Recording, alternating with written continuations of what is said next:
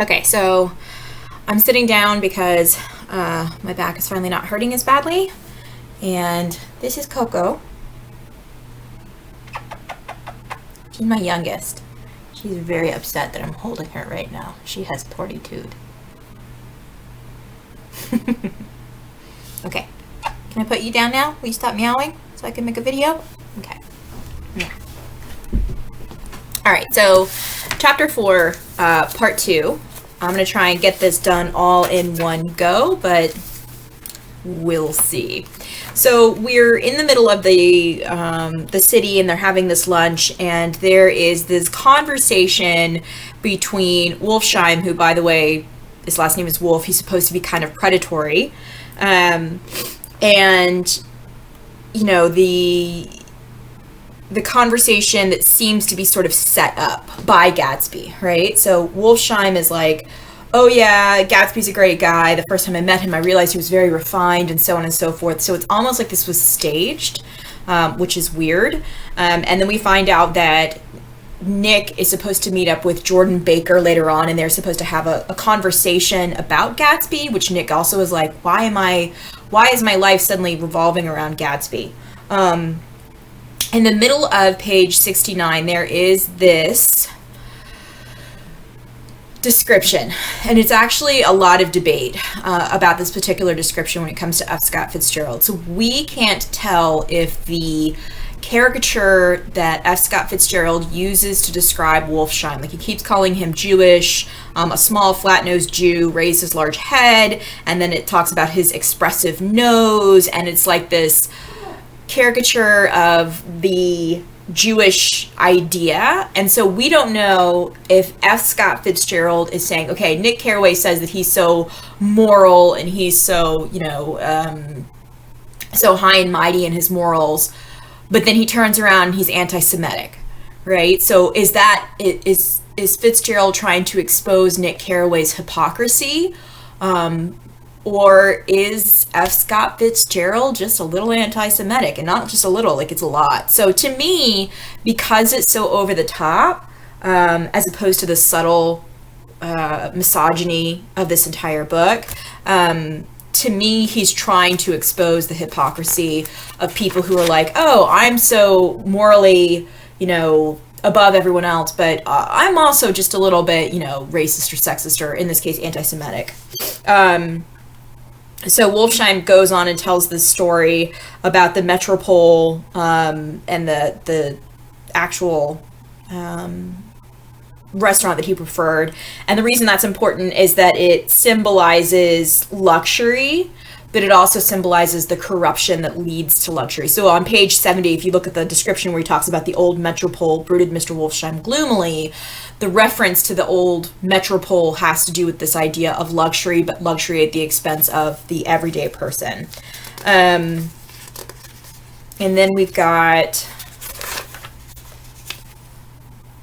Wolfsheim sort of being like a dangerous animal. So like on page 72, Wolfsheim is this prop to reinforce the paragon narrative, the Platonic conception of self that Gatsby has.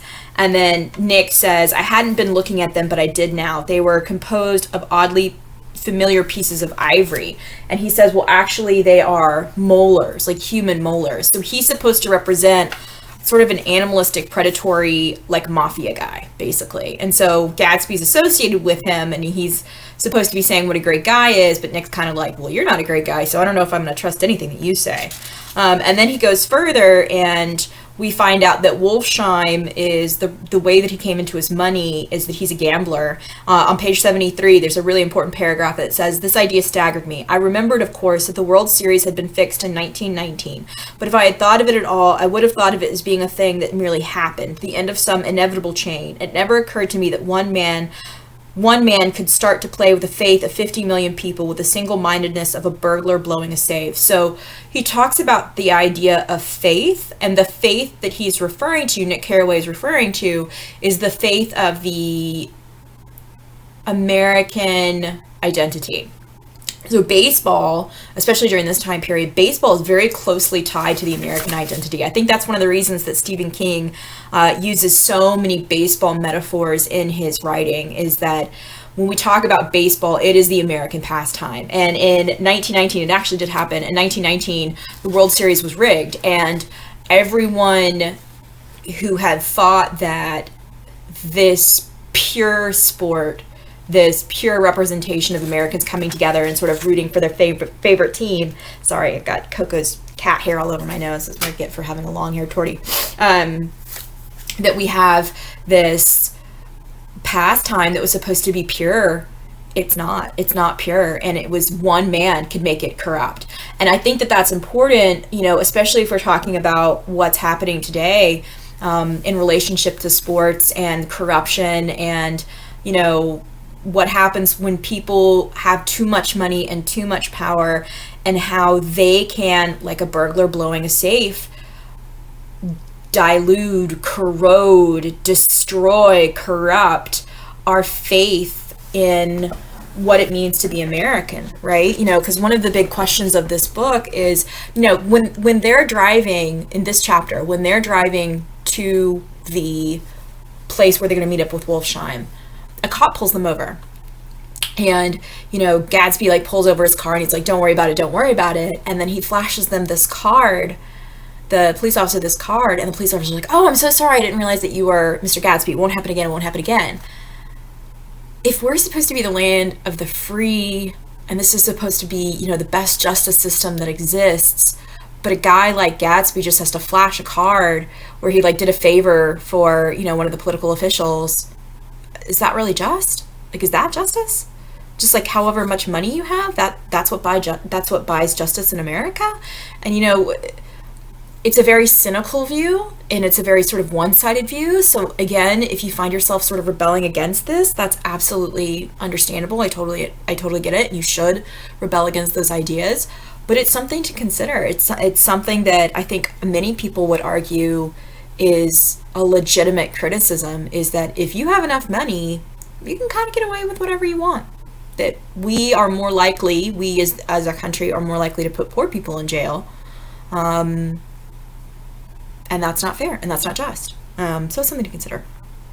All right, so then we go further, and Jordan and Nick meet up together, and we slip into Jordan's narrative about Daisy and Gatsby, right? When actually this is Gats. On 74, the second to last paragraph says, the largest of the banners and the largest of the lawns belong to Daisy Faye. So we find out Daisy's maiden name is Faye. Faye, by the way, is a fairy. So Daisy, again, going back to the idea of being the siren, going back to the idea of her being sort of enchanting, she's compared to a fairy person here. So she's from Kentucky, we find out, and we find out that she's sort of courting all of these men who are military men, and it is her job to marry money, right? And I'm actually currently reading another book that goes along the same time period. I don't remember the name off the top of my head, but it's about the Vanderbilts, and it's the women of the Vanderbilt family. And it starts off with the woman who is exposed to what happens to women during this time period. So the 1915s to the 1920s, end of 1920s. And you have to understand that for women of this time period, not marrying well and not having money was actually a matter of life and death. It's not about necessarily gold digging, because if you're a woman, one, it's difficult for you to get work. Two, if you get pregnant and you don't have access to medical care, which poor women pretty much didn't, you will probably die. In fact, my great-grandmother, my mother's mother's mother, died of a very common illness post-childbirth, which was called bed fever or bed death. And it was when, after childbirth, they got an infection and they died. And it was actually not uncommon at all for women to die. And so if you married money, you would have access to better medical care. And then after you have children, even if you were able to get through that safely, there's the matter of feeding the children, and there was a social understanding of poor people being immoral because they couldn't, care for their children. Well, the reason they couldn't care for their children is they were working incredibly long hours just to try to feed them, try to keep food on their plates. So for women of this time period, it was seen as a way to prevent death, a way of preventing starvation of their children, to try to marry rich. So we can look at this chapter with Daisy, and same with Myrtle, and just be like, oh, this is terrible. Why does she want to marry some man? And, didn't she have, this is the 1920s, like it's all about women's lib and that kind of stuff. And yeah, to an extent it was, but not always, So anyway, at the top of page 76, it talks about this string of pearls that, she falls in love with James Gatz, and he has to go off to war. And it's pretty clear that she's not going to be allowed to marry him because he doesn't have enough money.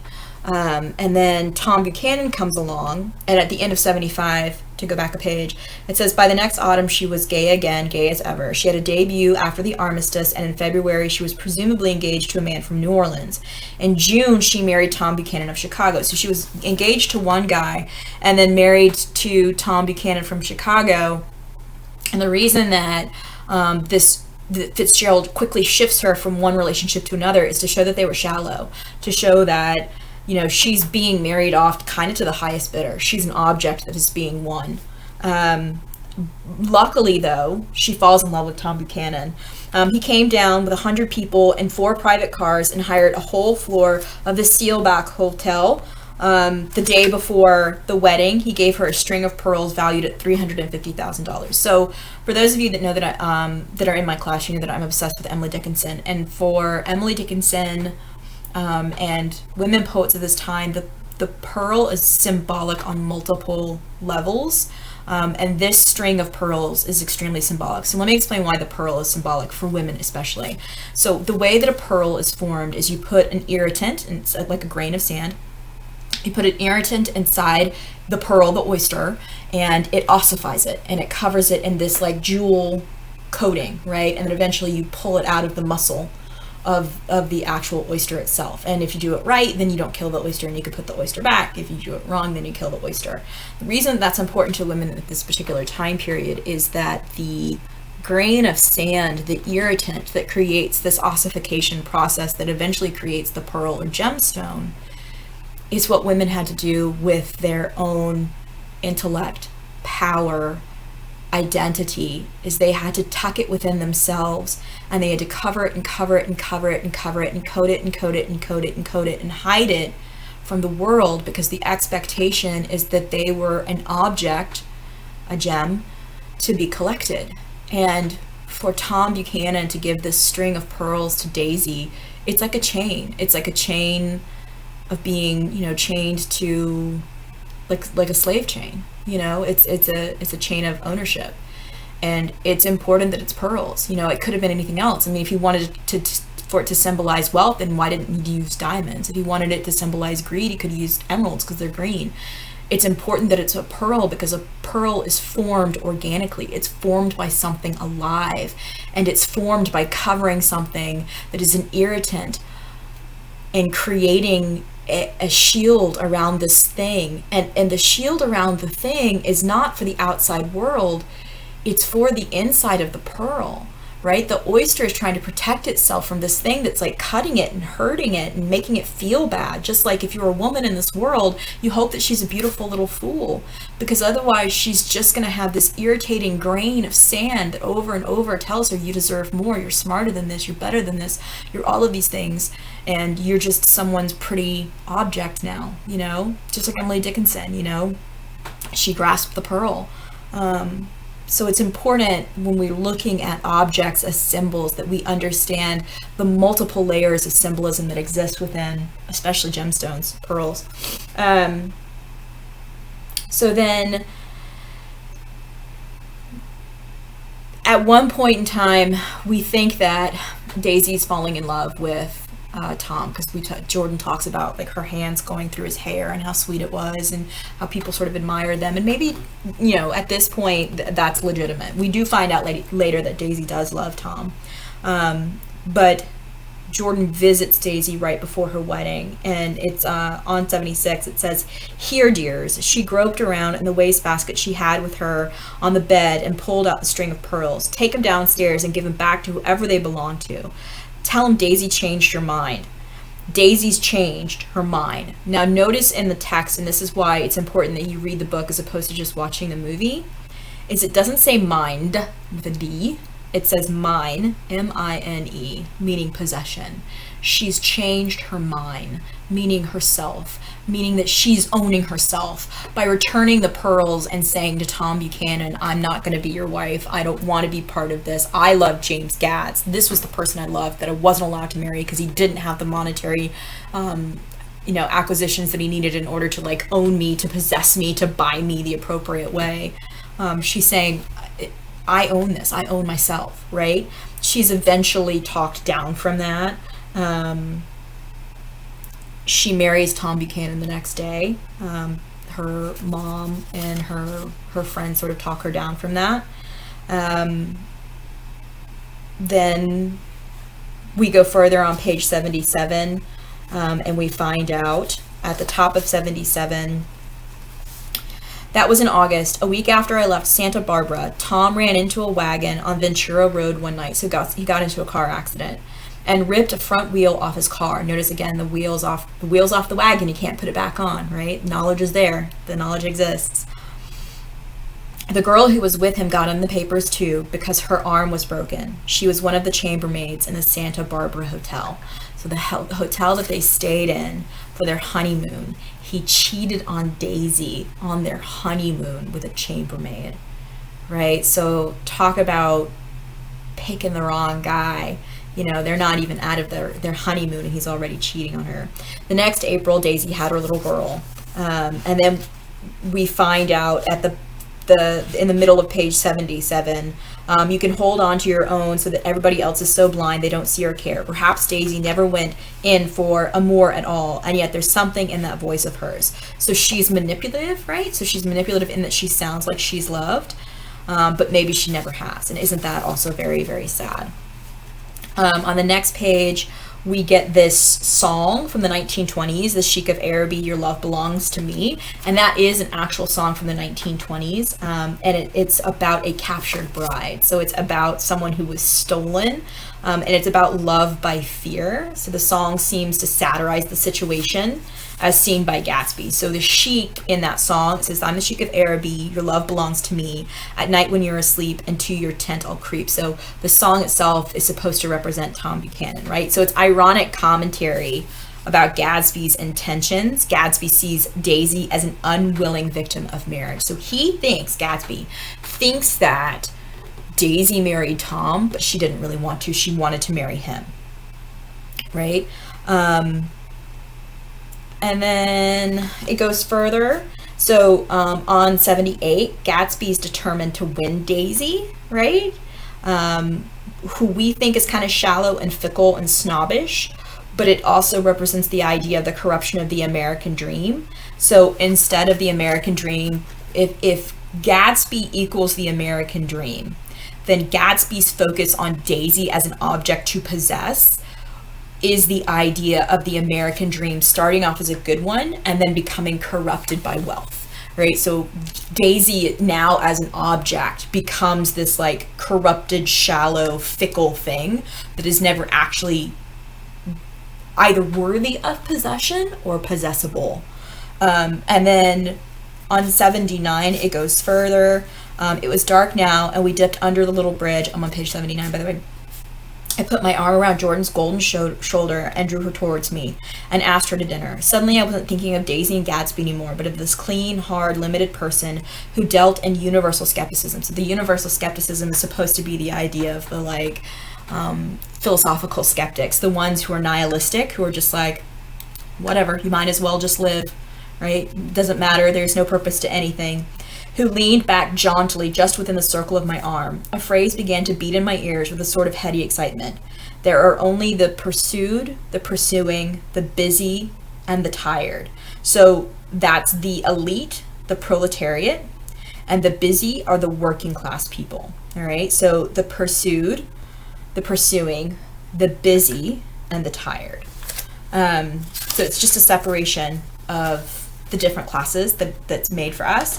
The last paragraph on page 80 is really important because it's Nick juxtaposing the physical reality of Jordan, right, the girl beside me, with the dream image of Daisy's disembodied face, right, to show that the women that Gatsby loves, the one he is thinking of, the Daisy that he is remembering from the past, it's just a dream, right? So he associates Daisy with blinding signs of New York shops, which symbolize the way that Gatsby's dream of Daisy is tied up with his dream of financial success. So for Gatsby, the final piece of the puzzle to creating this platonic conception of himself is Daisy. And there's two different ways that you can look at it. You can look at it from the hopeless romantic, where you're like, well, he did all of these things and created this platonic conception of himself and lost his own identity in order to get Daisy. Or you can argue, and this is where I came at it from my feminist reading of it, is that he views Daisy as simply a final object to perfect his platonic conception of himself, that she is a piece of it. She is not the real goal of it, that his platonic conception of himself, this projection of self, is the actual goal, and it's got nothing to do with love. And that's just cynicism. And I think you can go either way. It is a love story. It's a tragic love story because, you know, even if you were to take the side that Gatsby is, you know, horrible and cynical and shallow and he just wants this woman to possess, like, isn't that also sad? Like, isn't it also sad that his understanding of love can never be transcendent, that he ultimately wants something that he can never actually have? And that's kind of, you know, it's just sad. Like, it's tragic. It's a tragedy. Sweet tragedy. So that's the end of chapter 4. I'm going to stop there for you guys. If you've got any questions, feel free to drop them in the comment section, or email me, or hit me up on the Google Meet. And I hope you guys are keeping up with the readings. The next video that I'll link into this will be the reading of chapter 5.